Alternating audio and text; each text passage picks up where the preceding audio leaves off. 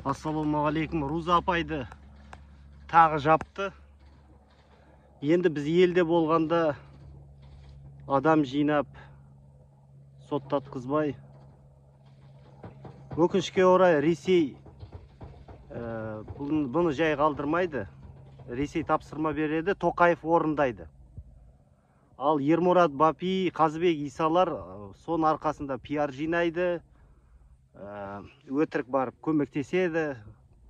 Мынау Ботагөз Исаны секілді шығарып алады, сосын бәрі әйтеуір парламентте біздің адамдар бар ғой деп біз соған өтірік өзімізді алдаймыз, иә. Жоқ, әрине.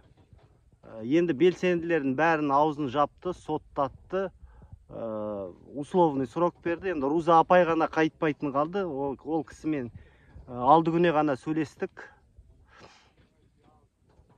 Болды енді қазір. Анау Бапині айтам, анау депутат бар ғой. МВД-ға запрос жасадым дейді. Топас сол МВД-ні соттатып жатыр ғой, үкімет соттатып жатыр ғой. Сол дұрыстап кәртаю керек, сол Бапи, Иса жастарға орын бермей, сол кәрі осырақтармен өздері солай абыроймен пенсияға көтті қысып отыратын адамдар ғой, қара беттер.